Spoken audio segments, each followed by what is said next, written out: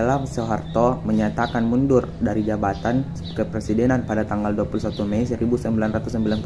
Pada hari itu juga Wakil Presiden B.J. Habibie dilantik menjadi Presiden Republik Indonesia.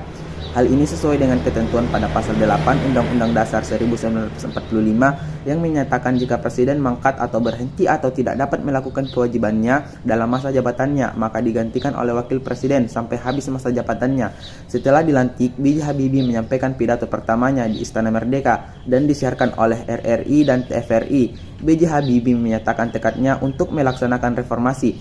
Pidato tersebut merupakan visi kepemimpinan guna melaksanakan tuntutan reformasi yang cepat dan tepat. Presiden B.J. Habibie kemudian menyusun kabinet yang diberi nama Kabinet Reformasi Pembangunan pada tanggal 22 Mei 1998. B.J. Habibie telah melakukan banyak perubahan terutama dalam bidang politik yang telah diwarisi oleh pemerintahan sebelumnya.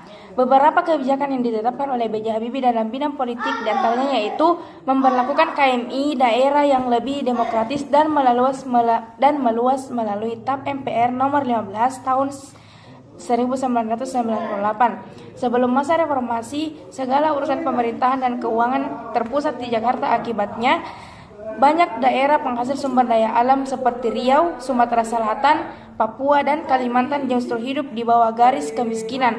Pemerintahan B.J. Habibie kemudian menerbitkan Undang-Undang Nomor 22 Tahun 1998 tentang otonomi daerah sebagai upaya mengatasi kesenjangan antara pusat dan daerah sehingga Indonesia dapat keluar dari krisis ekonomi politik dengan menerapkan sistem multipartai dalam HELO sesuai dengan Undang-Undang Nomor 2 tahun 1999 sehingga pelaksanaan pemilu tahun 1999 diikuti oleh 48 partai politik. Kebijakan yang ketiga adalah menghapus Peraturan Menteri Penerangan Nomor 1 tahun 1994 karena peraturan ini menghalangi perkembangan pers B.J. Habibie. Kemudian mengesahkan Undang-Undang Pers pada tanggal 13 September 1999 yang menjamin perlindungan pers dan tugas-tugas wartawan. Kebijakan selanjutnya, Presiden B.J. Habibie membatasi masa jabatan presiden sebanyak 2 kali. Masa jabatan saja dengan masing-masing masa jabatan selama 5 tahun.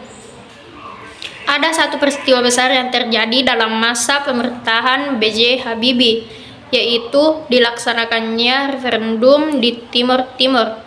Referendum sendiri adalah suatu proses pemungutan suara untuk mengambil sebuah keputusan politik yang mempengaruhi suatu negara.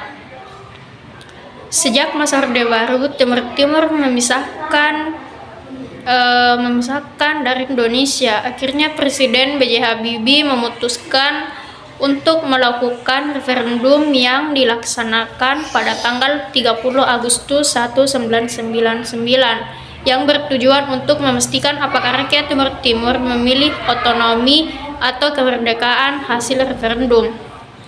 Diumumkan oleh PBB pada tanggal 4 September 1999, hasilnya 78,5 rakyat Timur Timur ingin memisahkan diri dari Indonesia.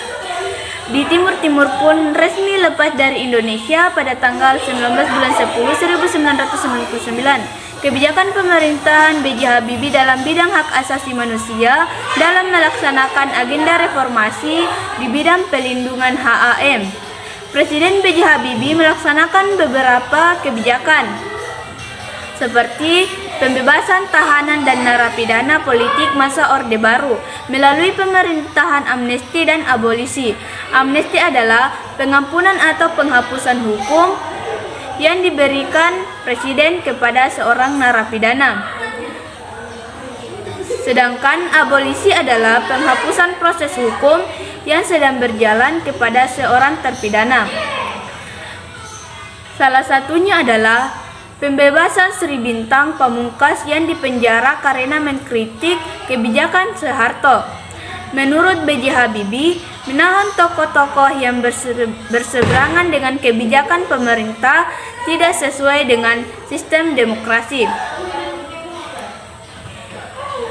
Kebijakan selanjutnya adalah menghilangkan pemberian tanda khusus pada KTP warga keturunan Tionghoa, serta menghilangkan diskriminasi ras, etnik, dan agama.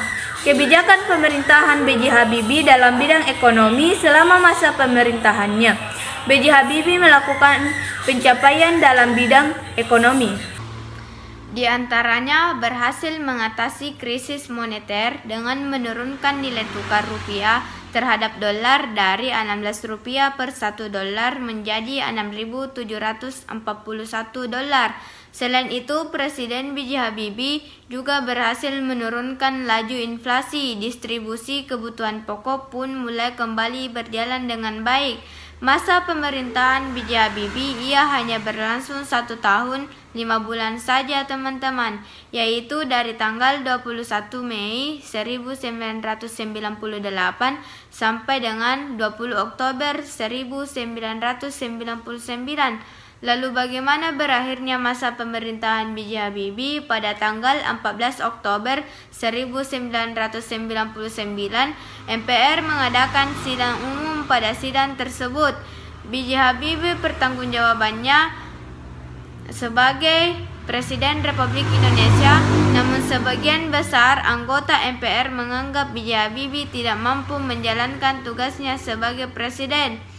Hal yang menjadi sorotan utama adalah masalah referendum Timur Timur. Kemudian pada tanggal 20 Oktober 1999, MPR mengumumkan bahwa pidato pertanggungjawaban B.J. Habibie ditolak. Habibie menyatakan bahwa ia ikhlas menerima KPR dan mengundurkan diri calon presiden periode selanjutnya. Pada hari yang sama, dalam penolakan pidato pertanggungjawaban B.J. Habibie diumumkan yaitu 20 Oktober 1999. MPR kemudian melaksanakan rapat paripurna dengan agenda pemilihan presiden. Pada saat itu calon presiden di antaranya Abdurrahman Wahid Megawati dan Yusril Iza Mahendra, namun Yusril mengundurkan diri beberapa saat sebelum melaksanakan pemungutan suara. Kemudian Abdurrahman Wahid dan dinyatakan menang diangkat menjadi Presiden Republik Indonesia keempat.